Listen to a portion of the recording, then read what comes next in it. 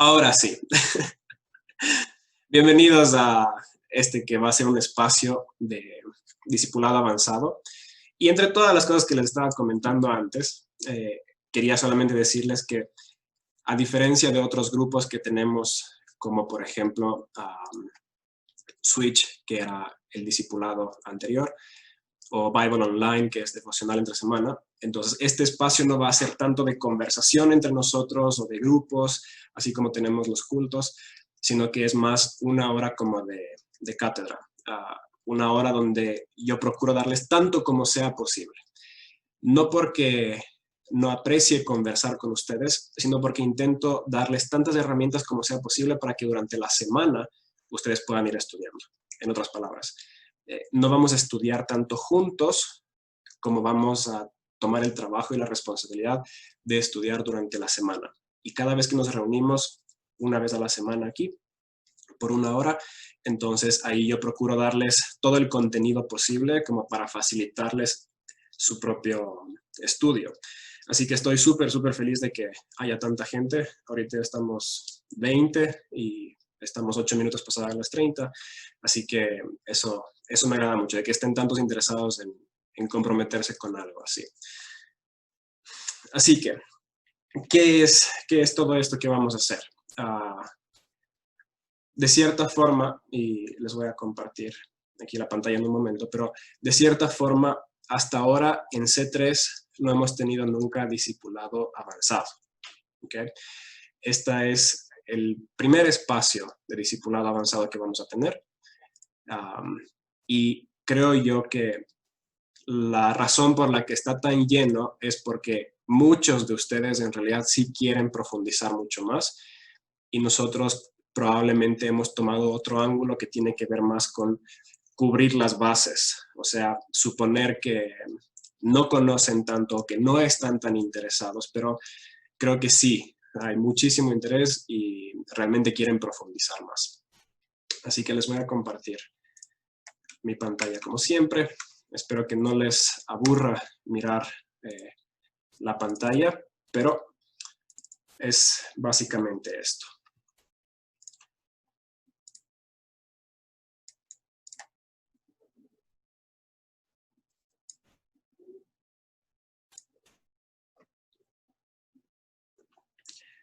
Proyecto Hechos, parte de la serie de I Am Your Guide. Entonces, ¿qué significa Proyecto Hechos? Bueno, como está en el chat de WhatsApp, Proyecto Hechos es el proyecto de leer todo el libro de Hechos durante un mes y estudiarlo. Básicamente eso. Y también tiene que ver con el concepto de Hechos 29. Para los que sepan, Hechos tiene 28 capítulos y Hechos 29 es esta idea que se maneja ya mucho tiempo de que Hechos no se cerró, o sea, Hechos no terminó, Hechos no acabó. Los hechos de los apóstoles, como se lo llama generalmente al libro, no termina en el trabajo de los apóstoles, así como se termina en el capítulo 28, sino que sigue abierto y se sigue escribiendo. Porque Hechos es la historia de la iglesia, cómo nace la iglesia, así como la conocemos. Entonces, Hechos 29 tiene que ver contigo, conmigo, siendo parte de este libro. Entonces, Proyecto Hechos cubre dos ideas. Uno, leer juntos todo el libro y estudiarlo y entenderlo. Y Proyecto Hechos 29, que tiene que ver con qué estamos haciendo nosotros para seguir escribiendo este libro. Es discipulado avanzado, como les decía, lo que hemos tenido antes cubre ciertas bases y tiene ciertas presuposiciones, entre ellas que habrán muchos de ustedes que no les interesa o que todavía no necesariamente están comprometidos con el Señor. Pero esto ya no, esto tiene otras ideas. Entonces, ¿es discipulado estudiar un material? Coger un libro y estar leyendo, quizás se preguntan eso de que, pero hacer discípulos no es avanzar un currículum ni nada de eso. Y tienen razón, no tiene que ver con estudiar un material. Tú puedes leerte toda la Biblia y seguir siendo perfectamente ateo. Entonces, estudiar un material no es discipulado. Pero Pero, y aquí es donde viene lo importante, el discipulado depende de tu teología. O sea, dependiendo de cuánta teología y qué tan buena teología tengas, va a ser la calidad de tu capacidad de ser discípulo de Jesús. En otras palabras, un discípulo es un aprendiz de Jesús. Y si es que lo que aprendes de Jesús es poco y es de pobre calidad, no se puede esperar que tú seas un buen discípulo. ¿Y por qué queremos ser buenos discípulos? Bueno, simple y llanamente, porque esa es la razón de ser de nosotros como cristianos. No existe llamamiento más alto que el de ser un discípulo, ser un seguidor de Jesús y permanecer en él. Por eso es que la misión de C3 desde enero del 2020 es ser y hacer discípulos. Y todo lo que hacemos es solamente una excusa para poder tener contacto con ustedes y discipular. Tanto nosotros discipularles a ustedes como ser discipulados por ustedes, porque todo lo que hacemos al fin de cuentas termina haciéndonos crecer conforme a la estatura de Cristo o nos aleja de Él. Entonces nosotros buscamos que lo que hacemos en C3 sean puentes de facilitarnos en crecer a ser como Jesús. Y aquí está la Gran Comisión. Algunos detalles que quizás no se hayan fijado antes. ¿Qué es un discípulo? Según Jesús, está aquí. Aquellos que son bautizados en Él y los que obedecen sus mandamientos. Tan sencillo como eso. Si es que ustedes enseñan a que guarden las cosas que yo les he mandado, son mis discípulos. Y mi promesa es que yo permaneceré hasta el fin de los tiempos con ustedes. Tan simple y tan sencillo como eso. Si alguna vez tú has pensado, la presencia de Dios no está en esta iglesia, probablemente sea porque esa iglesia no está concentrada en hacer seguidores de Jesús. No está concentrada en hacer discípulos de Jesús. ¿Quieres que la presencia de Dios esté en tu vida? Enseña a la gente a obedecer los mandamientos de Jesús. La promesa de Jesús es que mientras ustedes bauticen y enseñen a la gente a guardar mis mandamientos, yo estaré con ustedes hasta el fin de los tiempos. Ese es el nacimiento de la iglesia. ¿Por qué es importante el tema entonces de la educación cristiana? Y esto quiero que lo entiendan.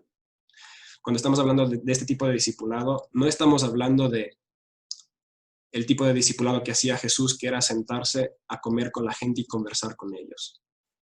Me encantaría, y muchas veces tenemos espacio con varios de ustedes para hacer eso. Salimos, conversamos, jugamos juntos, un montón de cosas, porque todo eso es discipulado. Esto es una forma de escuela cristiana. Y cuando ustedes piensan en la escuela dominical nace con esa idea. Con la idea de que así como los niños iban a la escuela y luego al colegio y luego a la universidad, la escuela dominical nace con la idea de que vas subiendo progresivamente en tu conocimiento cristiano para que cuando tengas 18 años estés preparado para ir al seminario. El problema de la escuela dominical comúnmente entendida hoy en día es donde metes a los guambras durante el domingo para que no estén estorbando en el culto de los grandes. Y les pones un poco de dibujitos del arca y a pintar.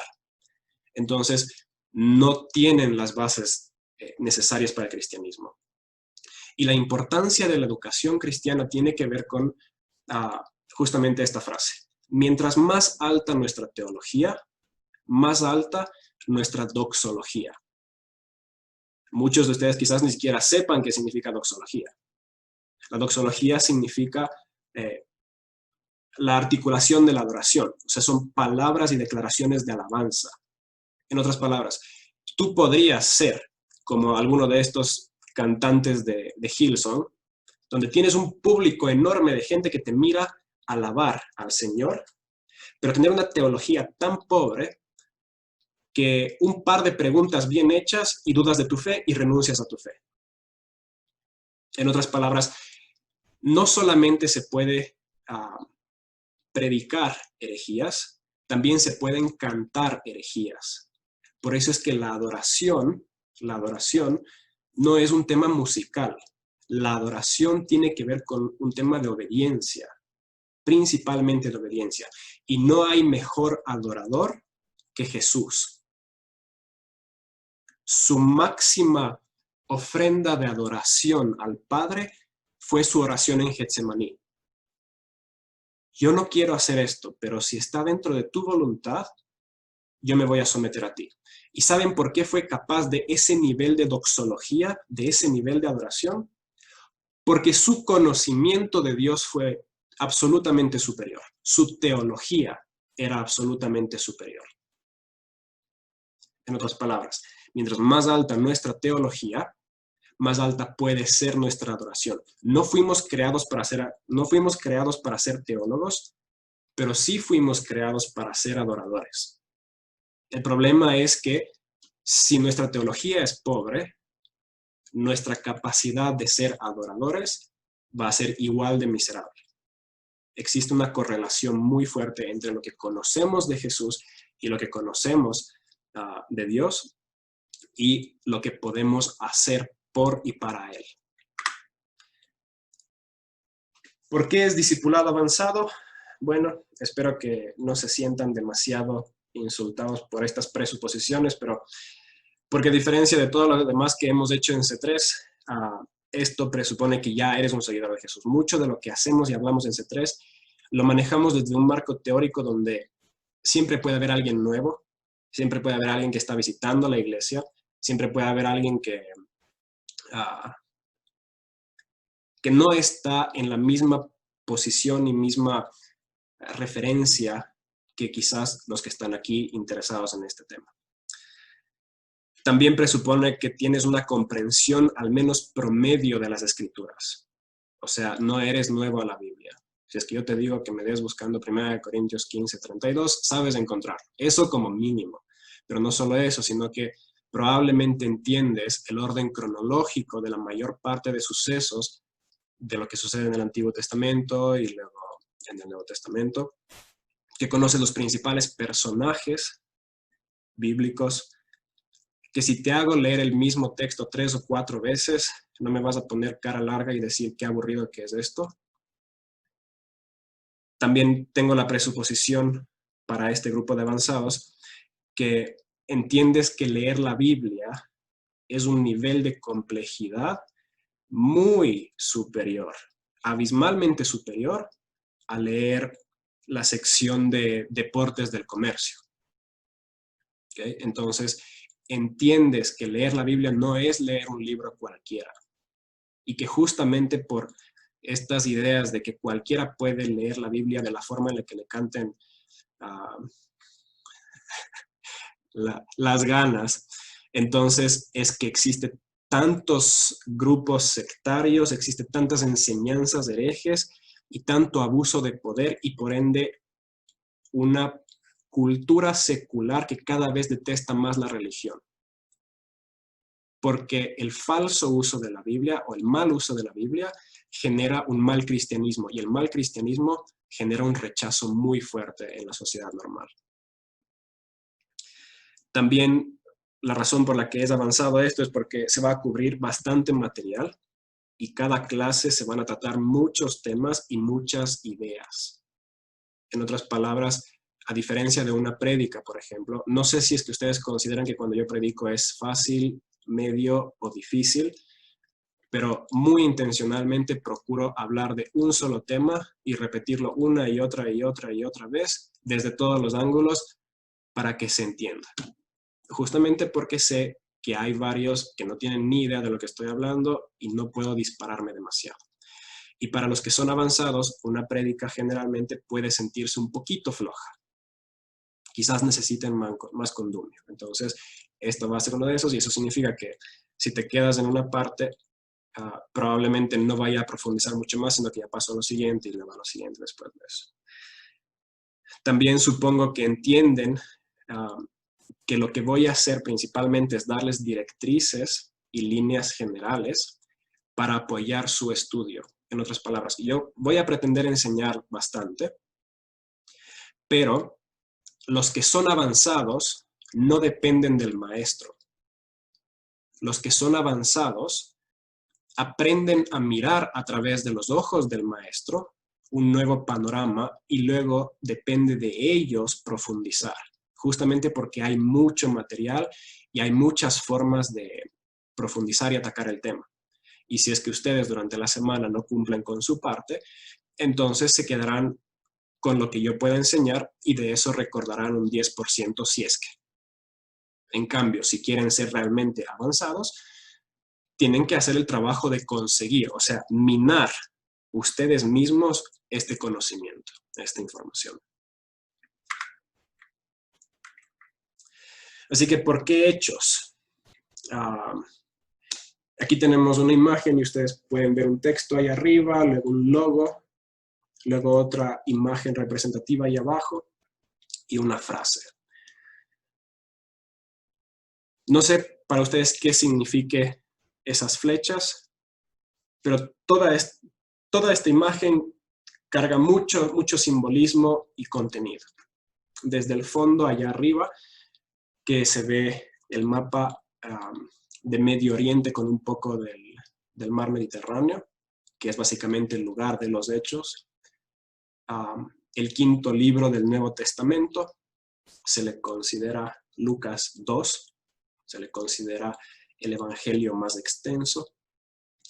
Las flechas es justamente la idea tan misionera que nace del último acto que se relata en los evangelios, que es la de enviar a los suyos al mundo, y Hechos es la materialización de eso, o sea, la expansión.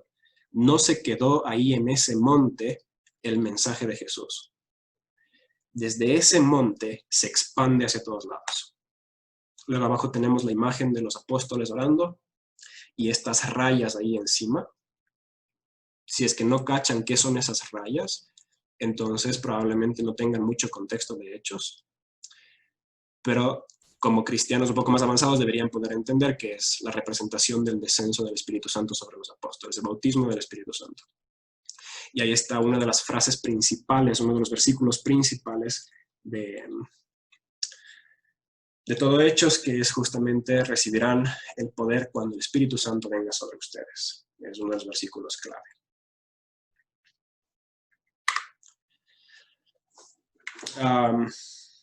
Aparte de eso, hay que tomar en cuenta que nosotros en C3 estamos en una serie que se llama I Am Your Guide, Soy tu guía. Y esta serie está dividida en 2 partes, 6 semanas y 6 semanas. Tiene que ver con conocer al guía. La primera parte, en la parte que estamos ahora, es conocer al guía, conocer a Jesús. Pero la segunda parte tiene que ver con, ok, ¿qué tipo de respuesta genera en nosotros conocer al guía? ¿Por qué? Porque cuando la gente conocía a Jesús, generaba una reacción. Y generalmente era una reacción muy fuerte. Habían pocos tibios alrededor de Jesús. O lo detestaban, lo llamaban hereje y estaban dispuestos a apedrearlo, a botarlo del peñasco y al fin de cuentas lo terminaron crucificando. O generaba el tipo de respuesta donde la gente estaba dispuesta a dejar absolutamente todo para comenzar a seguirle. Entonces, el guía, mientras más le conoces, mientras más cerca estás a él, genera reacción. Y este libro, Hechos, es la reacción de los apóstoles. La reacción a haber conocido al Mesías real. Porque así como hemos visto ya, por ejemplo, en Mateo, los discípulos tenían una percepción de Jesús mientras estaban con ellos, con Jesús. Pero esta percepción esperaba que sea todavía como que el enviado para liberar a los judíos de la opresión de los romanos. Porque ellos pensaban y veían la figura del Mesías así. Pero cuando Jesús resucita, rompe ya todos los paradigmas de estos manes. O sea, termina de quebrar hasta el último atisbo de duda que había. El hermano de Jesús no creía en Jesús como el Mesías. Andrés no creía en Jesús como el Mesías. No fue sino hasta que resucitó Jesús que termina de coronarse como el Mesías muy superior de lo que estaban esperando los judíos.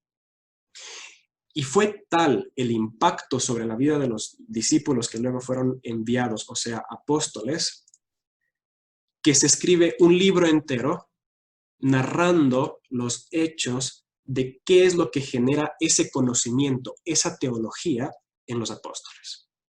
Así que la razón por la que está Hechos aquí es porque nosotros en C3 queremos presentarles a su guía y que lo vean cada vez de una forma más clara. Pero una vez que lo han visto de una forma clara, también queremos que entiendan, y por eso les damos a ustedes, los avanzados, les damos este contenido de hechos para mostrarles qué generó ese conocimiento en el primer grupo de seguidores de este guía. Porque conocer al guía no es solamente un conocimiento académico, genera una respuesta en acción, genera un dunamis, genera una dinámica de movimiento. Y por eso es que es importante entender la reacción de los apóstoles, porque ellos vieron al guía muy claramente. Nosotros tenemos 2000 años de separación, nosotros tenemos tradición de iglesia de por medio, tenemos malas interpretaciones bíblicas de por medio, tenemos un montón de manchas y suciedad entre el guía y nosotros. Y tenemos que intentar limpiar esa suciedad para verle cada vez de una forma más clara. Pero aquellos que estuvieron frente a frente con él lo veían tan claramente que genera una reacción brutal. Y en Hechos está narrada esa reacción, esa respuesta. ¿Okay? Entonces, por eso es que elegimos Hechos. También elegimos Hechos porque nosotros estamos haciendo iglesia en C3 y yo me tomo muy en serio el tema que les he comentado varias veces, de que todo lo que hacemos en C3 es como un laboratorio. Este es el momento donde podemos hacerlo bien o regarla. Y de cierta forma se queda entre nosotros. Si nosotros hacemos mal las cosas, bueno, está bien, podemos echar la culpa a la juventud, podemos echar la culpa a la inexperiencia, lo que sea, pero se queda ahí. El problema es si es que ni siquiera nos equivocamos y luego pasan 10 años y estamos en la iglesia general, en la de adultos, y ahí recién comenzamos a experimentar, y ahí recién comenzamos a aprender. Entonces, vamos a fregar la iglesia entera. Entonces, no solamente es un laboratorio, sino que es un campo de entrenamiento. C3 es un campo de entrenamiento, porque si nosotros aprendemos de nuestros errores aquí y aprendemos a hacer bien luego, entonces podremos tener una iglesia muy fuerte cuando seamos adultos. Y por eso es que para mí es tan, pero tan importante que ustedes entiendan qué es iglesia. No pueden asumir que ustedes saben qué es iglesia si no entienden cómo era la primera iglesia. Porque lo que nosotros entendemos por iglesia hoy, uno, o es la catedral neogótica de la basílica, o entendemos iglesia como un auditorio con un súper buen sonido, luces bien bacanas y te tratan como que estuvieras en un evento de Fusion o Herbalife o cualquiera de estos. Y pensamos que eso es iglesia. Entonces, Hechos es el mejor libro descriptivo sobre la eclesiología más correcta que puede haber. Yo quiero que ustedes aprendan cómo hacer iglesia en C3 para que no la vayan a cagar cuando ya sean más adultos.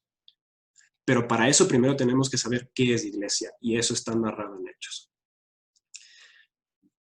También una razón importante para estudiar Hechos es porque Lucas, el que escribe el Evangelio de Lucas, que también es el que escribe el Evangelio, el libro de los Hechos,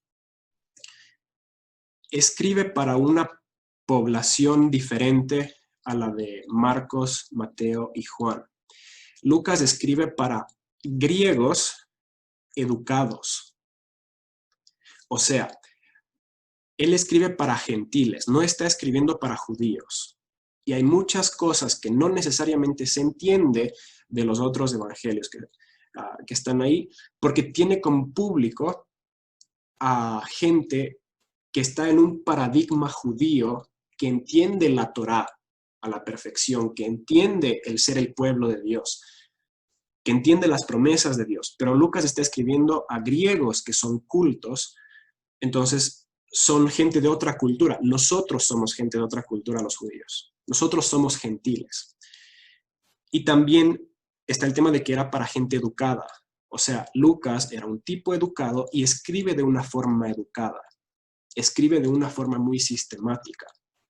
Entonces, satisface la curiosidad y ciertos requisitos de rigurosidad académica, por así decirlo, para poder acercarnos a Jesús desde un punto de vista gentil, y no gentil, por así decirlo, sin educación, sino gentil con educación. La mayor parte de ustedes o están en la universidad o ya terminaron la universidad.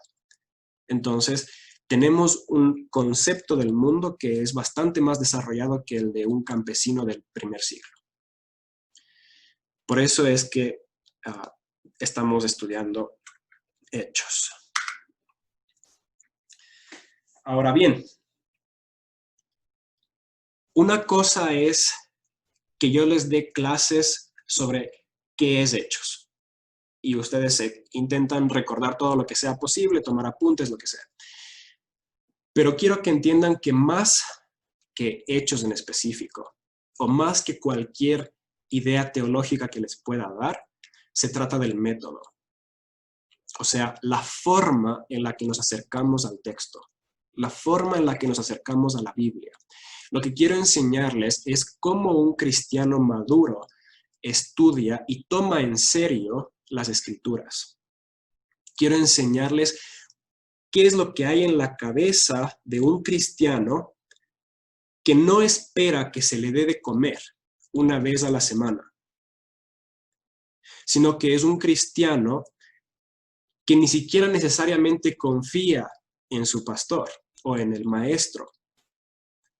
¿Cuál es la postura de un cristiano que está tan convencido de que hay pocas cosas tan importantes como conocer a Dios, que como lo toma tan en serio, entonces su forma de acercarse a ese conocimiento también es en serio?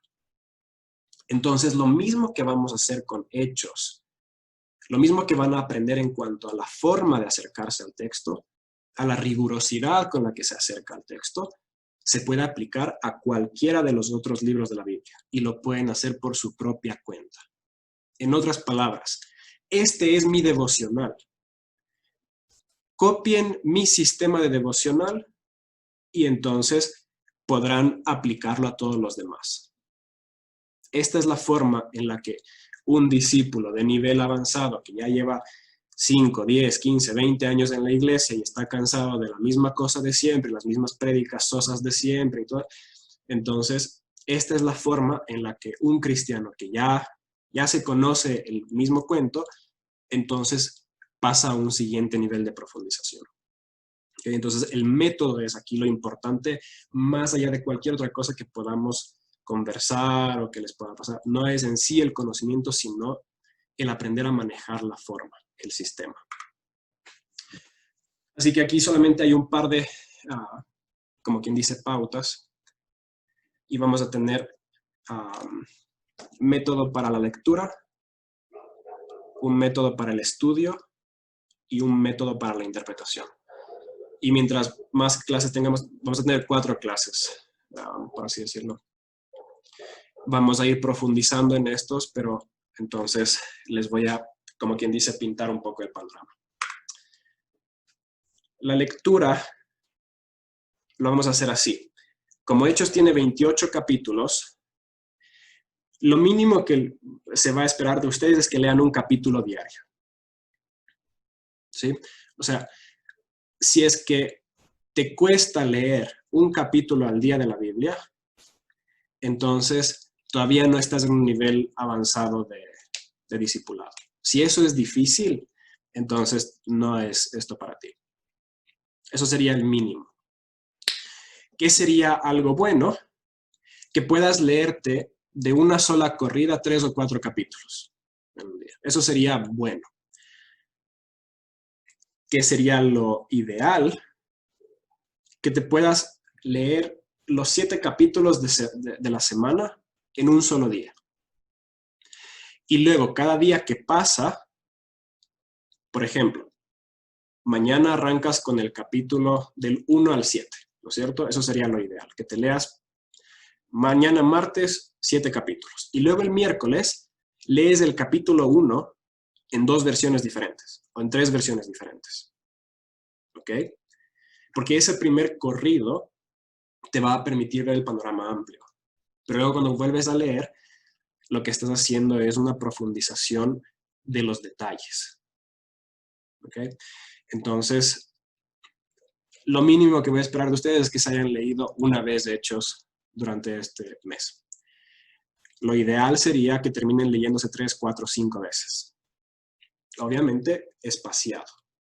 De nada me sirve que el día 28 de esto se lean los 28 capítulos. O sea, es bueno lo que sea, pero no es la idea.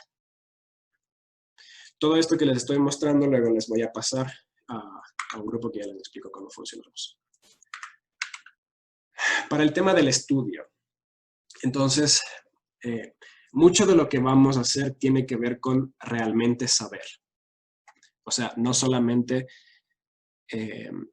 escuchar mucho, sino cuánta información puedes replicar tú, cuánta información manejas tú. Eso es rico y ya les explico un poco mejor cómo hacemos esto. El estudio va a estar basado en un libro base, que es el comentario de Kistemaker del libro de Hechos. Existen principios. Cuando hay cosas importantes en la vida, cuando hay cosas que valen la pena hacerse en serio, entonces vale la pena hacerlo bien. Coger un recurso pobre para hacer algo que vale la pena es un desperdicio de tiempo. A veces es mejor dedicarse 20 horas a buscar quién es el mejor maestro de hechos antes que estudiar 20 horas a un mal maestro de hechos. ¿Sí? Esto es parte del método. El método tiene que ver con, ok, yo he llegado a la conclusión en mi vida de que no hay propósito más alto en mi existencia que la adoración al Señor. Muy bien. Luego he llegado a la conclusión de que para poder adorar al Señor, tengo que conocer bien al Señor. Y luego he llegado a la conclusión de que yo personalmente puedo conocer hasta cierto nivel al Señor con mi propia búsqueda, pero necesito de parte de la enseñanza de gente experta acerca del tema. Y luego llego a la conclusión de que hay muchos tipos de expertos, entonces, ¿quién de ellos realmente vale la pena ser estudiado? Yo les he hecho el trabajo para hechos, pero esto aplica para todo. Si quieres aprender de escatología, si quieres aprender de misiología, si quieres aprender de lo que sea, tienes que buscar a lo mejor de lo mejor de lo mejor que existe. Estamos en el siglo XXI, tienes internet. Muchas veces los mejores maestros están a $10 de separación de ti. Un libro de 600 páginas, enciclopédico, donde gente que ha pasado 50, 60 años investigando un solo tema, pone lo mejor que tiene para vos. Y si vos le dedicas 40 horas a leerte esa enciclopedia, entonces ya estás en otro nivel, o sea, realmente en otro nivel. Los cristianos que se han leído toda la Biblia, generalmente están muy por encima del 90% del resto de la iglesia, solamente habiéndose leído la Biblia.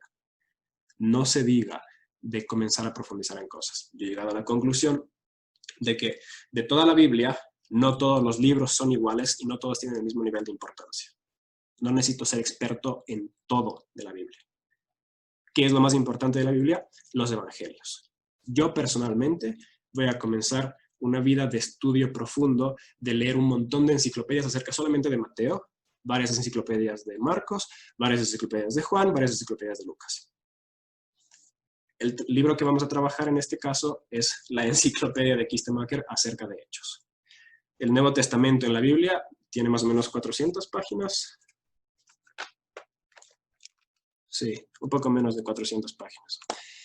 El libro de Kistemaker acerca de hechos tiene 663 y tamaño universitario. Entonces, hay contexto para poder entender. ¿Qué vamos a hacer? En este momento me encantaría que ustedes en el chat de Zoom, donde todo el mundo me estaba linchando por hablar como bobo, muteado al comienzo, entonces en ese chat, si es que ustedes quieren, ustedes pueden tomar la decisión, una, de no participar en esto ahora que lo van entendiendo. Dos, de solamente participar una vez a la semana escuchándome por 1 hora.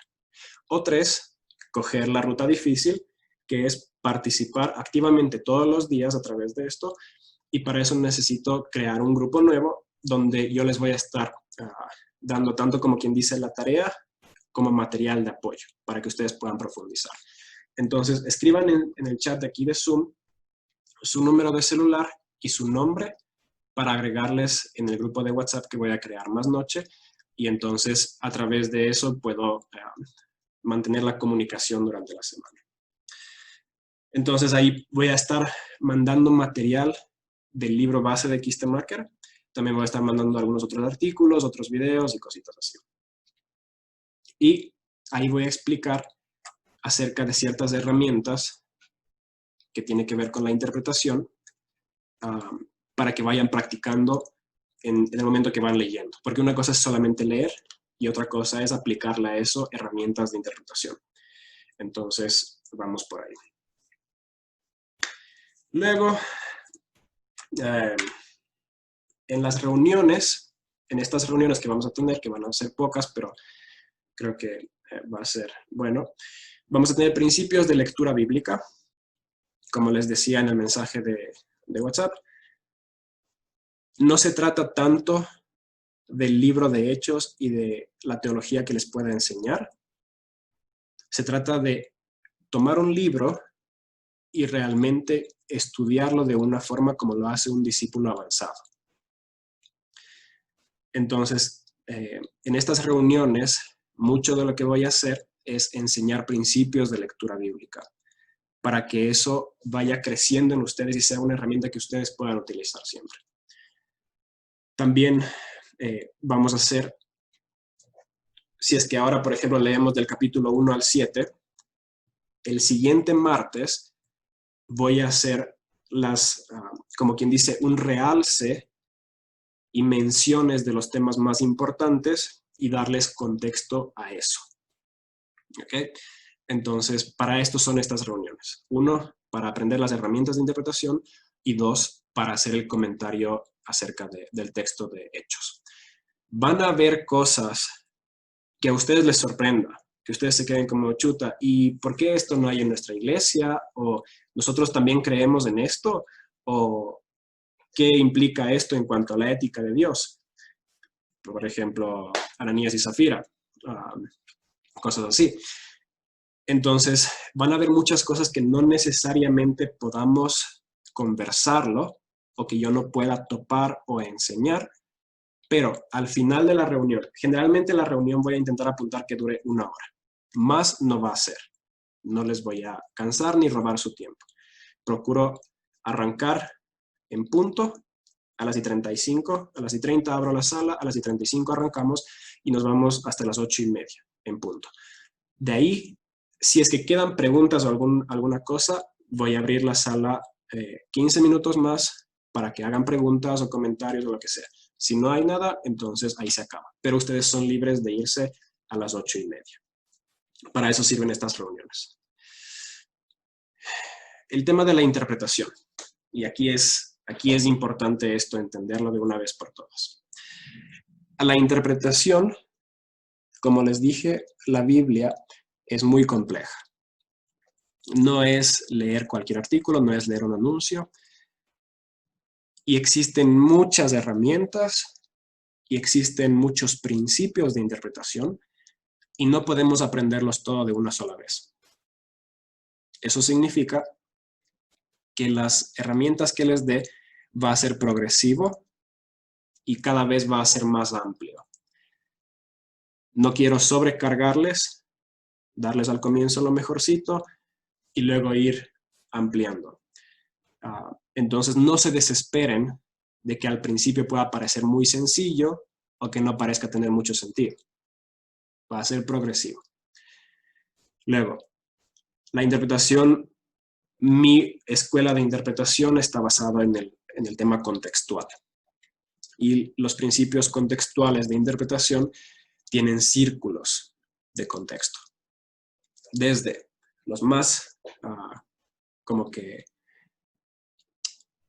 pequeños, que tiene que ver con la palabra, por eso se estudia griego, para poder entender la palabra, hasta el siguiente, que sería la frase, el párrafo, el capítulo, el libro, el testamento, la Biblia, el contexto sociocultural, el contexto económico, el contexto político, el contexto histórico. Entonces, son círculos que se van ampliando. Por ejemplo, entender qué significa la palabra hijo de Dios. Uno podría decir, bueno, es el hijo de Dios. Ya está, sencillo. ¿Qué significa cuando el guardia romano, que está viendo que Jesús muere ahí, y dice, este verdaderamente era el hijo de Dios? ¿Qué significaba para él? Porque una cosa es decir el hijo de Dios en el Antiguo Testamento, otra cosa es decir hijo de Dios en el Nuevo Testamento con la manifestación del hijo de Dios, y otra cosa es que un romano le diga a Jesús, eres el hijo de Dios. ¿Qué significaba para el romano? Bueno, muy probablemente significaba que él tenía una moneda en el bolsillo donde decía, creo que era César Augusto o César Tiberius, lo que sea, y ahí decía Filius Deus. Porque los emperadores eran los hijos de dioses. El faraón era un hijo de Dios, era el hijo del Dios de la vida. Por eso es que era un golpe tan fuerte el tema de que se le lleven a su primogénito, porque significaba que no tenía poder sobre la vida de su hijo, por más que era el hijo del Dios de la vida. De la misma forma, los emperadores romanos, el César romano, su posición no era solamente una posición como presidente, sino que era una deidad. Entonces, cuando se dice hijo de Dios, no necesariamente es lo mismo que tú y yo entendemos por hijo de Dios, sino que es realmente una posición de autoridad máxima. O sea, puede que sea humano en apariencia, pero es divino, porque él cargaba monedas del Imperio Romano y en esas monedas estaba la cara del emperador y del otro lado decía hijo de Dios. Tiene que ver con eso, la palabra. Un círculo más amplio de contexto es mi versículo favorito, Filipenses 4:13, el que utilizan todos los terroristas todos los terroristas de las escrituras, donde dicen, todo lo puedo en Cristo que me fortalece. Y entonces saca el muchacho de las FARC su cruz, lo besa y dice, todo lo puedo en Cristo que me fortalece, y coge su rifle y va a matar a los del ejército ecuatoriano ahí en la selva. O sale el jugador de Barcelona al estadio a jugar fútbol y entonces coge el piso, se besa, se santigua y dice todo lo puedo en Cristo que me fortalece, y piensa que Filipenses 4:13 significa que porque él está con Dios, entonces Dios le va a hacer ganar el partido. Eso no significa, eso es una mala interpretación bíblica, porque el contexto de ese pasaje es Pablo en la cárcel diciendo que él puede soportar toda la persecución y todo el dolor por causa de Cristo que le fortalece. Y significa eso y solamente eso. No, lo que está escrito en la Biblia no significa cosas que el autor original no quería decir. Por eso es que es un pecado capital leer la Biblia por versículos. No puedes pensar que estás haciendo teología cuando lees la Biblia por versículos. Por eso es que es para mí tan importante que leas mucho de golpe, porque fue escrito en una sola sentada muchas veces. Está explicando un evento así, toma. Entonces tiene sentido que lo leas así, amplio. Si lo lees de poquito, un capítulo diario tampoco es mucho. No es demasiado contexto, pero es lo mínimo necesario. Varios capítulos al día, frescazo. Si puedes leerte 15 veces durante este mes, Hechos, fantástico. Porque significa que te estás pegando casi todo de una sola vez. Eso te da contexto. Y la interpretación está basada en el contexto. Y luego tienes el contexto bíblico que tiene que ver ya con la metanarrativa. Y la metanarrativa tiene que ver con Hechos no es un libro independiente. Van a suceder cosas en Hechos que les va a dejar así como que, ¿what? ¿Por qué? No, pero eso no tiene sentido. Pero la razón por la que no tiene sentido es porque no entienden de Biblia. Hechos tiene una posición, un lugar dentro del panorama bíblico. Y por eso es que a Hechos no se lo puede leer olvidándonos del resto de la Biblia. ¿Sí? Entonces, todo esto es contextual. Y el último principio que les quiero mostrar es, no es aplicativo. Nuestra interpretación no va a ser aplicativa. No vamos a buscar aplicación a esto. Por más que les dije lo de proyectos Hechos 29, no vamos a buscar versículos que nos gusten y decir, tenemos que hacer de esto teología y tenemos que aplicarlo ya en la iglesia. Y si el Samuel no me hace caso sobre esto que me reveló el Señor, entonces me salgo porque no son cristianos. No funciona así esto. Cuando nosotros leemos la Biblia, tenemos que entender que, uno, no lo entendemos. Dos, que lo que entendemos en nuestra primera búsqueda de la Biblia y del conocimiento bíblico probablemente sea equivocado. Tres, que tengo que purificar, refinar y limpiar mi entendimiento del contexto bíblico hasta el mayor nivel de certeza posible para yo poder siquiera hacerme la pregunta de, bueno, ¿qué significa esto en la práctica para mí hoy? ¿Por qué? Porque hay que recordar que Lucas no estaba pensando en ti cuando escribió esto.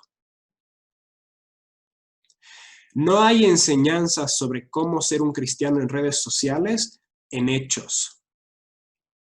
Hechos es un libro narrativo, o sea, cuenta lo que sucedió en la primera iglesia.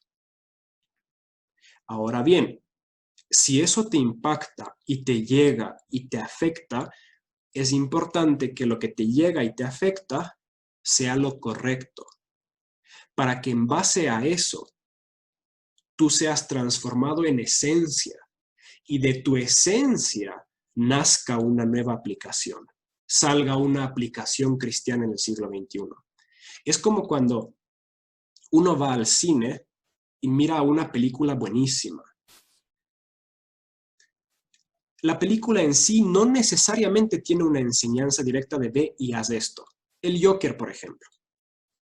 Cuando tú miras el Joker, no te está diciendo, entonces, si es que te tratan mal en el trabajo, tienes que salir a destruir todo. No te está diciendo eso el Joker. Es mucho más complejo que eso.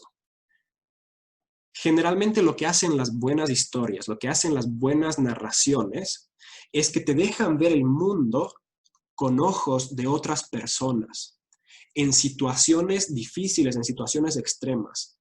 Y cuando ellos reaccionan de cierta forma, tú puedes ver el resultado de esas reacciones y esas actitudes y esos pensamientos. Y ahí tú puedes ver si es que vale la pena evitar esas reacciones, esos sentimientos, o buscar esas reacciones y esos sentimientos.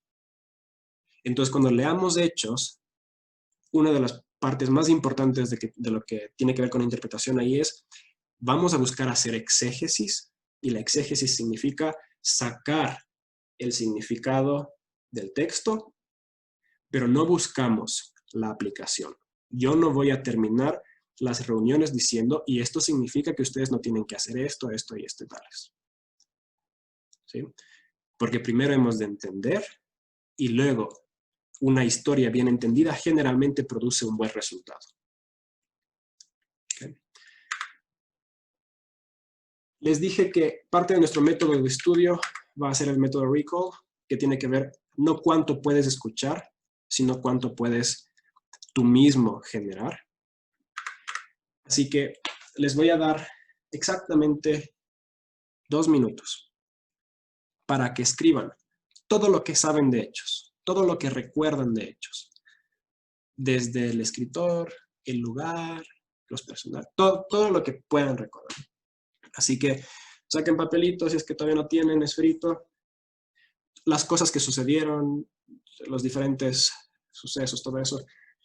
2 minutos. Tiempo comienza ya.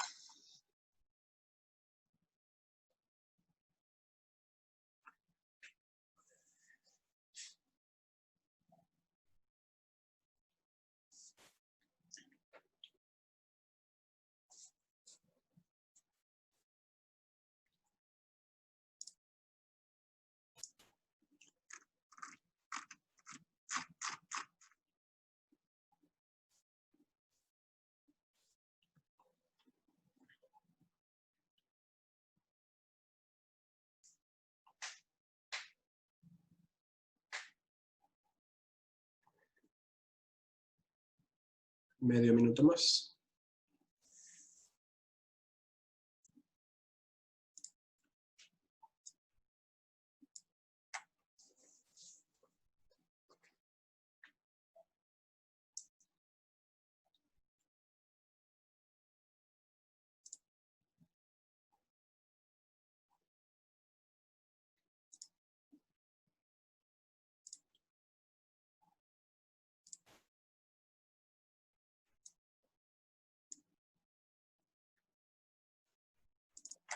Ok.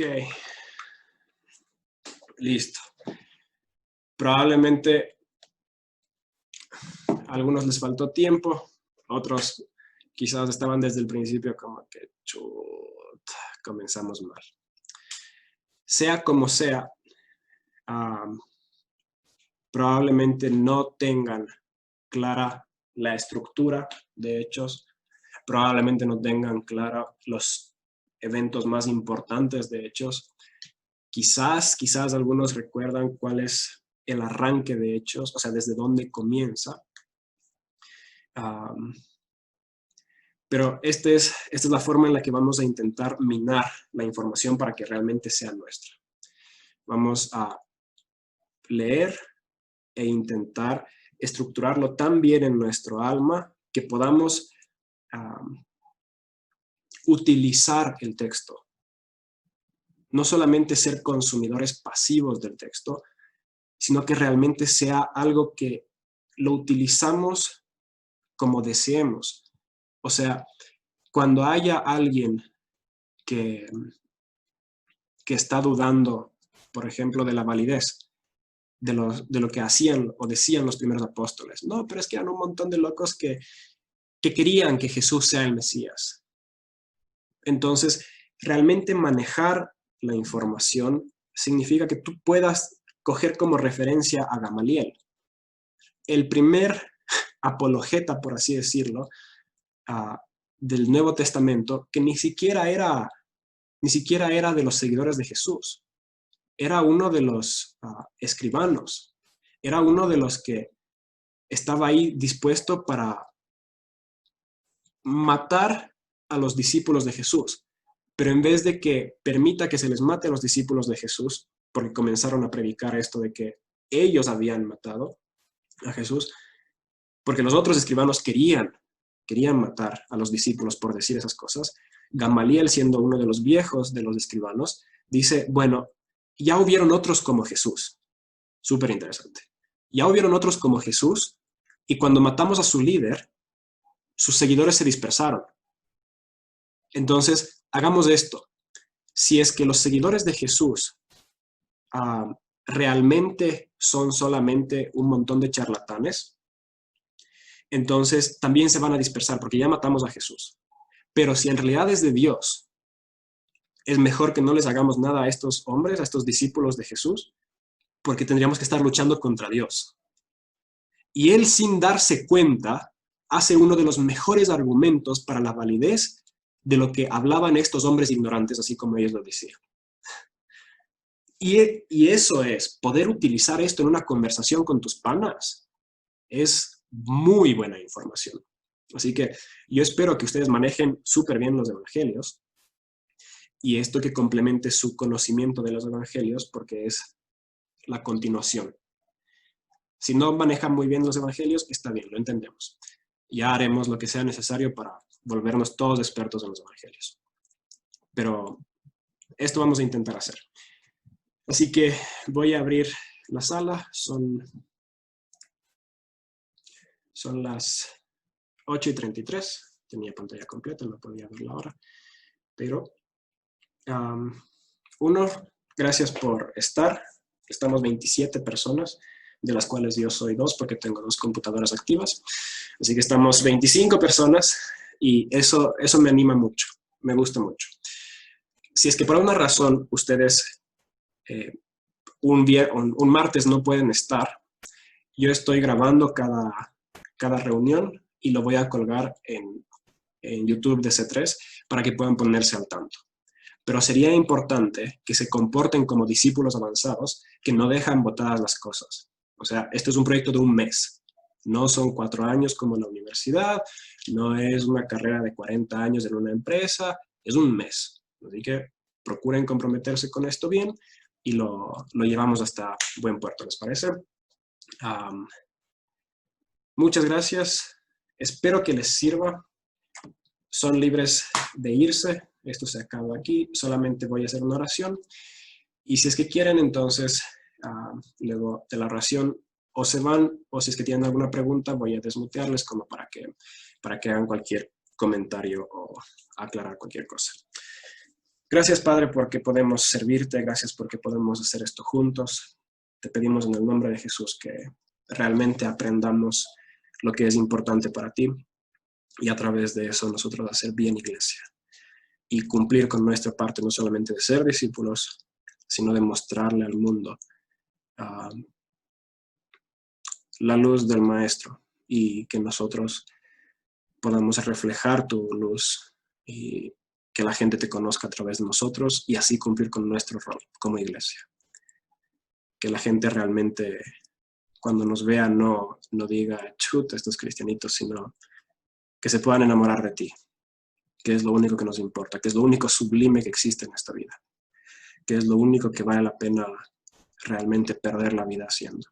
Así que gracias porque nos permites tener esta reunión. En el nombre de Jesús. Amén. Gracias, chicos. Ha sido un gusto.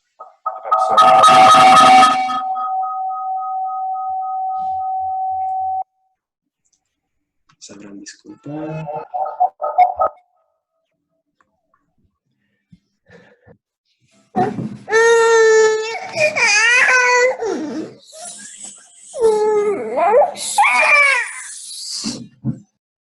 Listo, ahí está muteada la Dani y todas las demás no están muteadas. Justo se desmuteó la bebé. Muy bien.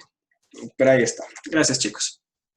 Así que cualquier cosita, yo me quedo aquí en la sala copiando sus nombres y números para hacer una sala de WhatsApp y más o menos en una media hora les envío ya, como quien dice, su primera tarea, el primer material y la primera indicación como para mañana. Y así les voy a estar mandando.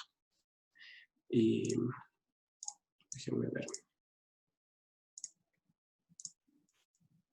Ahí pueden desmutearse.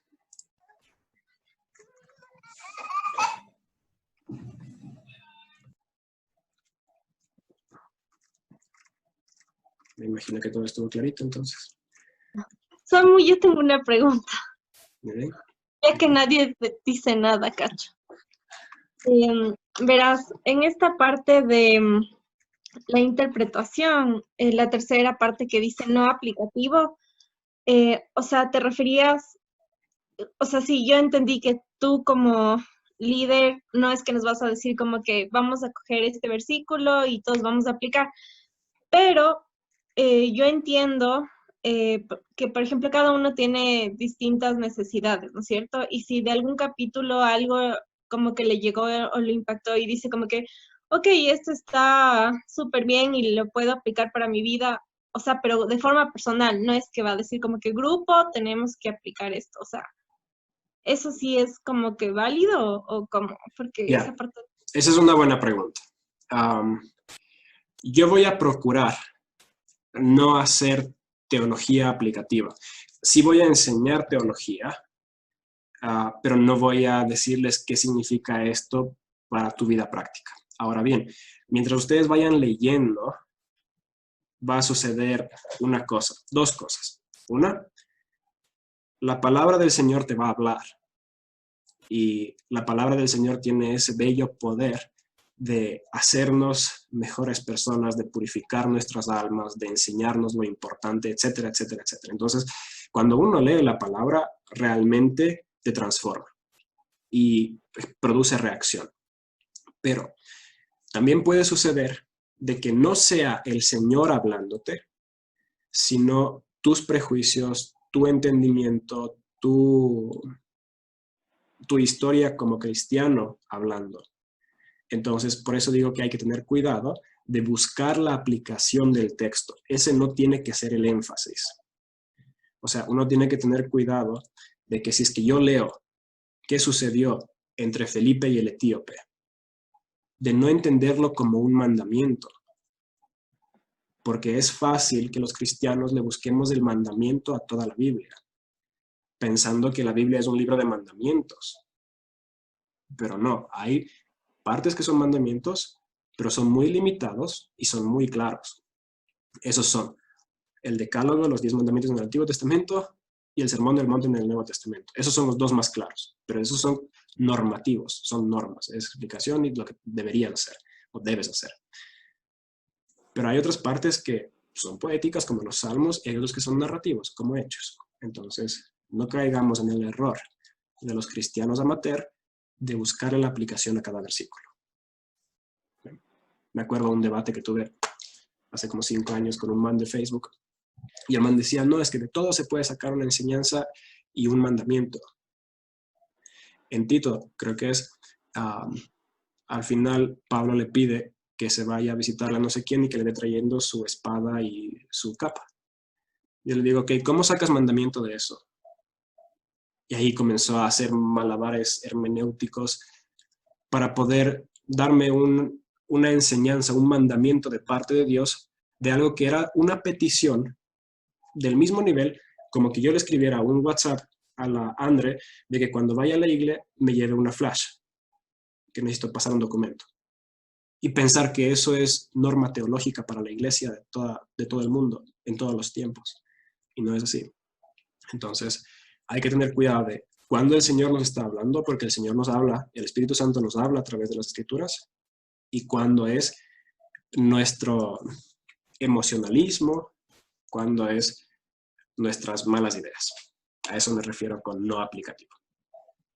Ya, gracias, amor. Muy bien, muchachos.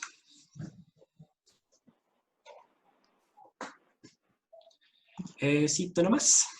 Hay preguntas en el chat sobre... Ah, Sí, sí. ahí lees las preguntas del chat. A ver, dice Julito, capítulo 7 para la próxima reunión, no problema, papá.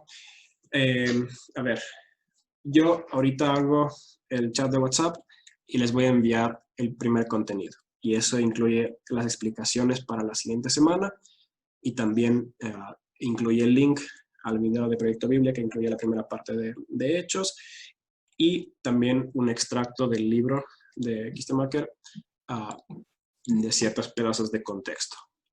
Entonces, yo les voy a dar direcciones, no ahorita, sino a través del chat de WhatsApp, por eso es importante que estén pendientes de ahí. Luego dice, empezamos a leer el capítulo hoy. Sí, pero como les digo, ya les explico por el chat. Eso, muchachos. No sé si alguien más tiene algo que decir o algo que preguntar. Si no, entonces, con eso estamos pretty much done.